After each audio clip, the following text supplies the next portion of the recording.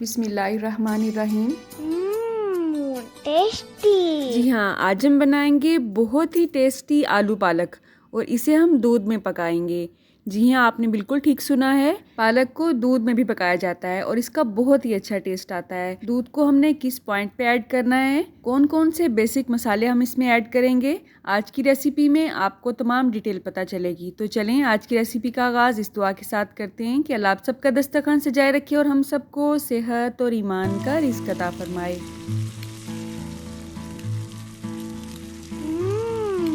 जी, तो यहाँ पे मैंने पालक की 3 गड्डियाँ ली हैं, उन्हें काट के अच्छी तरह से मैंने वॉश कर लिया है। अब इसे हम पतीले में शिफ्ट कर लेंगे। सारी पालक एक ही दफ़ा पतीले में शिफ्ट नहीं की है मैंने, क्योंकि स्पेस नहीं थी। आप बर्तन बड़ा भी ले सकते हैं।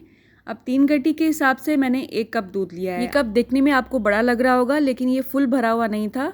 इसमें दूध रेगुलर कप जितना ही है, ठीक है। और दूध मैंने उबला हुआ ही यूज़ किया है। आप डब्बे का या कच्चा जो भी दूध लेना चाहें ले सकते हैं, उसमें ऐसा कोई इशू नहीं है।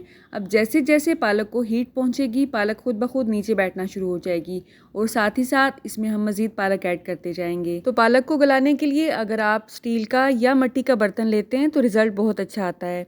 मेरे पास स्टील का बर्तन क्योंकि बहुत बड़े साइज़ का नहीं था, इसलिए मैंने इसी साइज़ का लिया है। अगर आप इस मुश्किल से छुटकारा हासिल करना चाहते हैं तो एक ही बार आप बड़े पतीले में पालक ऐड कर सकते हैं, इसमें ऐसा कोई इशू नहीं है, ठीक है। अब पालक वाले बर्तन को हम दूसरे चूल्हे पे शिफ्ट कर देंगे। चूल्हे की आंच को हमने दरमियाना ही रखना है। अब दूसरे बर्तन में हमने कुकिंग ऑयल ऐड करना है। यहाँ पे मैंने आधा कप के हिसाब से कुकिंग ऑयल लिया है। अच्छा, होटल पे जो आप आलू पालक खाते हैं वो घी में बनी होती है और घी में इसका रिजल्ट बहुत अच्छा आता है। आप चाहें तो घर में देसी घी से भी इसे बना सकते हैं।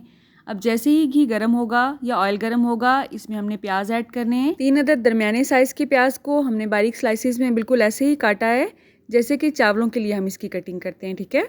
प्याज को जल्दी से नरम करने की या ब्राउन करने की एक टिप मैं आपसे पहले भी शेयर कर चुकी हूँ, और वो ये है कि आपने इसमें थोड़ा सा नमक ऐड कर देना है। बाकी का नमक इसमें हम बाद में ऐड करेंगे। फिलहाल इसमें हमने थोड़ा सा नमक ही ऐड करना है, ठीक है। तो प्याज हमारे एक साइड पे नरम हो रहे हैं और दूसरी साइड पे हमारी पालक भी गल रही है। बस ये दोनों काम हम साथ साथ ही करेंगे। बहुत ज़्यादा टाइम नहीं लगता है इस रेसिपी में। आप चाहें तो कुकर में भी इसे बना सकते हैं। मेरे कहने का मतलब है, पालक और दूध को आप कुकर में भी 5 मिनट के अंदर अंदर गला सकते हैं। लेकिन बहुत से लोग ऐसे होते हैं जो कि कुकर यूज़ करना पसंद नहीं करते। तो हर एक की ज़रूरत के मुताबिक अपनी अपनी चॉइस होती है। चाहे आप इसे कुकर में रेडी कर लें, चाहे आप इसे आम पतीले में बना लें, कोई इशू नहीं है, ठीक है। तो जैसे ही प्याज हल्के से गोल्डन ब्राउन होंगे, इसमें हम बाकी का नमक ऐड करेंगे। यहाँ पे मैं 1 चम्मच नमक ले रही हूँ, आप अपने टेस्ट के हिसाब से इसमें ऐड करिएगा, ठीक है।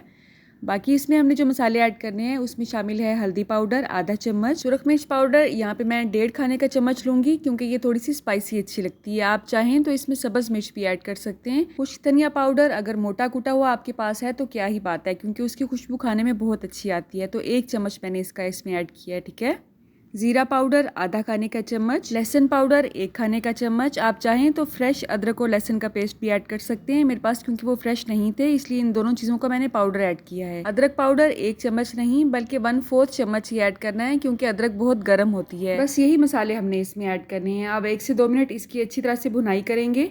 आप चाहें तो इसमें थोड़ा सा पानी भी ऐड कर सकते हैं, ताकि मसाला नीचे से जलने ना पाए। पानी की जगह पे आप इस वक्त टमाटर भी ऐड कर सकते हैं। अगर आप टमाटर ऐड करना चाहते हैं तो उसका जो छिलका और मोटे बीज हैं वो आपने रिमूव कर लेने हैं, और उसके बाद आपने छोटे पीसेस में काट के इसमें ऐड करना है, ठीक है। अब थोड़ा सा इसमें मैंने पानी मज़ीद ऐड किया है ताकि इसका अच्छा सा मसाला बन सके। टमाटर के मोटे बीज और इसका छिलका हमारी किडनी के लिए बिल्कुल भी अच्छे नहीं होते हैं, इसलिए उसे हमेशा रिमूव करके यूज़ किया करें। तो इसी दौरान अगर हम पालक को देखें तो पालक ने मज़ीद अपना पानी छोड़ दिया है। थोड़ी थोड़ी करके तमाम पालक मैंने इसमें ऐड कर दी है।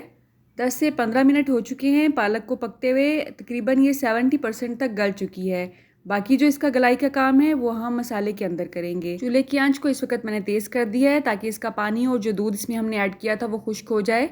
यहाँ पे अगर आप मसाले को देखते हैं तो माशाल्लाह बहुत अच्छा सा मसाला हमारा भुन चुका है। इस पॉइंट पे मैंने इसमें आलू ऐड कर दिए हैं। आलू आप अपनी पसंद से छोटे बड़े पीसेस में काट सकते हैं, लेकिन मेरा मशवरा यही है कि बहुत छोटे साइज़ के आलू मत काटें, क्योंकि अभी हमने इसमें पालक की बहुत अच्छी तरह से भुनाई करनी है और भुनाई के दौरान पालक का कलर भी चेंज होगा। तो ऐसा ना हो कि आलू मज़ीद इसमें टूटने लगें और इसकी जो लुक है सालन की वो अच्छी ना आए। आलू को थोड़ा सा हम भूनेंगे और दूसरा चूल्हा मैंने बंद कर दिया है। अब पालक में मैंने 2 से 3 सब्ज़ मिर्ची ऐड की हैं। अब इसे हमने अच्छी तरह से ग्राइंड कर लेना है। अगर आपके पास हैंड विस्क नहीं है तो आपने परेशान बिल्कुल भी नहीं होना है। ये काम आप घोटे की मदद से भी कर सकते हैं, नहीं तो मिल्क शेकर वाले जग में भी ये काम हो सकता है। तो परेशानी आपने बिल्कुल भी नहीं लेनी है। अब इस पालक को हमने आलू वाले अमेज़े में ऐड करना है। आप देख सकते हैं अल्हम्दुलिल्लाह पालक बहुत अच्छी से घुट चुकी है और इस पॉइंट पे आपने बहुत एहतियात से काम लेना है। आप देख सकते हैं पालक के छींटे उड़ उड़ के दूर दूर तक जा रहे हैं। तो अच्छा यही है कि इस पॉइंट पे आप चूल्हा बंद कर दें और उसके बाद इसमें पालक ऐड करें, ठीक है। अब पालक का जो कलर है आपको उससे अंदाज़ा हो रहा होगा कि पालक अच्छी तरह अभी गली नहीं है। तकरीबन 70 to 80% तक ये गल चुकी है। बाकी जो हमने इसका काम है वो आलू की भुनाई के साथ करना है।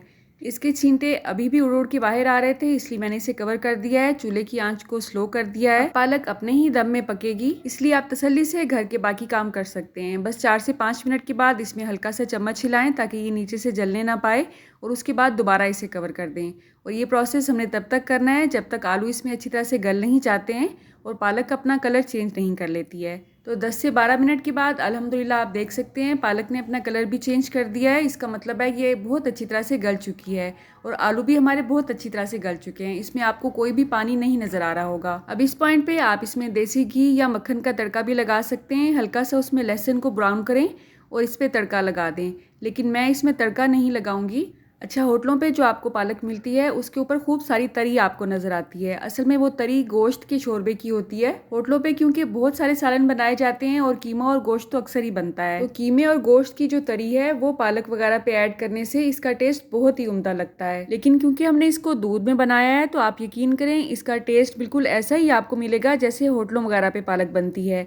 इस पर हम थोड़ा सा देसी घी ऐड करेंगे। आप चाहें तो इसे गर्म करके भी इस पर ऐड कर सकते हैं और थोड़ी सी दरंगी मिर्च भी इसमें ऐड कर सकते हैं। लेकिन पालक क्योंकि बहुत गर्म है तो आप देखेंगे देखते ही देखते देसी घी हमारा मेल्ट हो जाएगा। गाय के दूध की बलाई से बना हुआ देसी घी है। इसकी रेसिपीज़ बल्कि बहुत सी रेसिपीज़ आपको मेरे चैनल पे मिल जाएंगी और हर रेसिपी डिफरेंट तरीके से है। तो आपने एक बार इस रेसिपी को ज़रूर ट्राई करना है और आपका जैसा भी अच्छा या बुरा एक्सपीरियंस हो आपने कमेंट बॉक्स में मुझे ज़रूर बताना है। आप कहाँ से और किस सिटी से मेरी वीडियोस को वॉच करते हैं अगर आप कमेंट बॉक्स में मुझे बताएंगे तो मेरे लिए ये एक इनाम से कम नहीं होगा। आपको मेरे चैनल पे ना सिर्फ रेसिपीज़ मिलेंगी बल्कि बहुत सी रेमेडीज़ भी मिलेंगी। खासकर कोलेस्ट्रोल को कम करने के लिए बहुत से कहवे मैं आपसे शेयर कर चुकी हूँ और किचन में मौजूद अज्जा से हमने एक काढ़ा भी रेडी किया है जिसमें हमने अदरक, लहसुन, लीमू, शहद वगैरह यूज़ करके एक रेमेडी तैयार की है जिसे लोगों ने बहुत पसंद किया है। उसका बहुत अच्छा रिस्पॉन्स आ रहा है। आपने मेरे चैनल पे जाके उस रेसिपी को ज़रूर विज़िट करना है और जिस किसी को भी ज़रूरत महसूस हो आपने उस वीडियो को ज़रूर शेयर करना है। ये मेरी आपसे छोटी सी रिक्वेस्ट है। अल्लाह आप सबका दस्तरखान सजाए रखे और हम सबको सेहत और ईमान का रिस्क अता फरमाए।